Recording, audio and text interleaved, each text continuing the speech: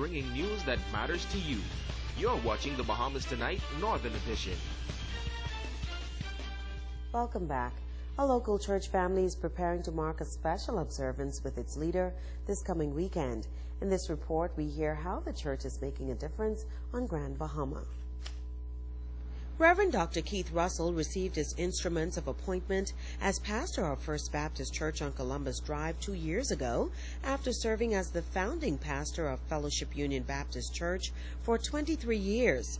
First Baptist has been a pillar of spiritual strength in the local community for 48 years, and Dr. Russell says he will continue to build on the foundation that has been laid. We are on a 3-year mission. Our theme is transforming the Jericho Road.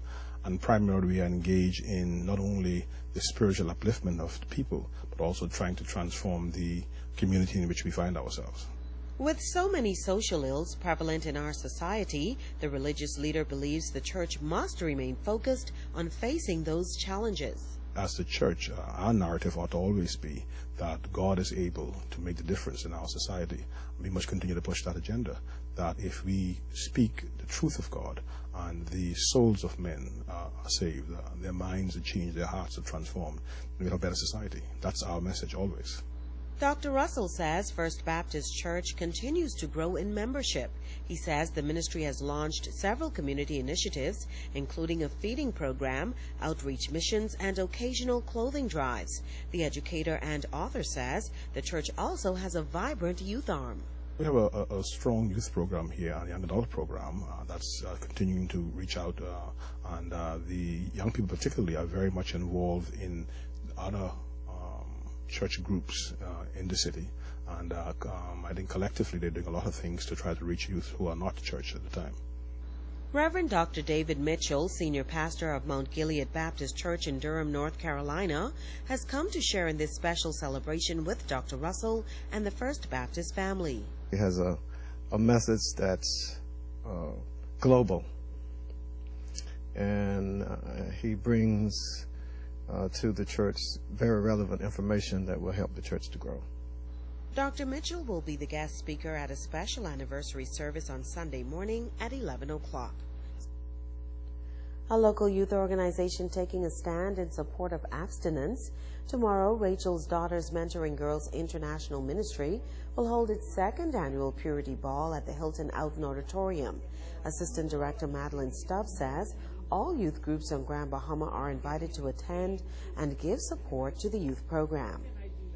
You know, my business is such and such. Anything along that line, you know, it's easy to... Show abstinence to remain pure until marriage. And our study, it came from a book, a very profound book, 7 Secrets to Sexual Purity. And one of those secrets are purity dreams of its future. And so our girls would be on that night being highlighted with one of those secrets, and they will be pledging to remain pure until marriage.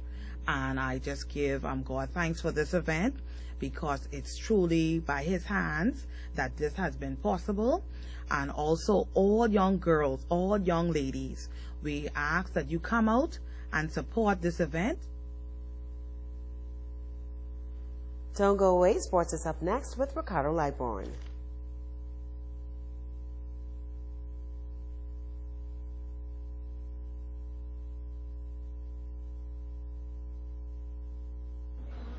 The Grand Lucayan has recently embarked on a rebanding exercise with the theme Classic Bahamian Experience. Senior Sales Manager Carmel Churchill says that this weekend, the exercise will culminate with a fun and tasty exercise at the Churchill's restaurant. And so right now we're putting one of the last pieces to the puzzle together, and having Gianfranco here with our culinary team is phenomenal. The staff members are receiving him really well. They're really excited about what he's adding to the team, and on Saturday evening it's going to be a wonderful finale, a wonderful culmination of what they've worked so hard on over the last few weeks and this week. Michelin-starred executive chef Gianfranco Sciarrani is on island training the cook and service staff at the restaurant.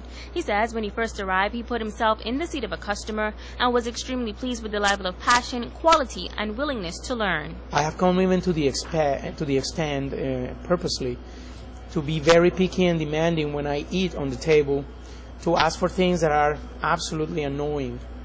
Just to see the level of understanding, the level of patience, the level of accommodating that the chefs have, and the staff, the service staff, because let's not forget the service staff. And it's absolutely great.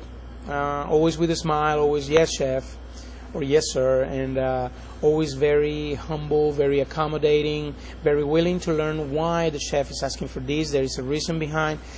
But most important, whatever I have asked, and I have given instructions of how I want it, it has come out exactly the same way I asked. Executive Chef Dwayne Clare has been at the restaurant for 14 years and says this is a great experience and training opportunity for the staff. What we have been doing so far is we've been doing internal training programs where cooks and chefs are basically being trained on various standards, from pastry to food preparation to basic theory and the principles, sanitation and hygiene, and all of this basically is an attempt to broaden the horizon and the knowledge of the staff here and trying to develop the product to basically a world-class standard. Megan Shepard, ZNS Network News.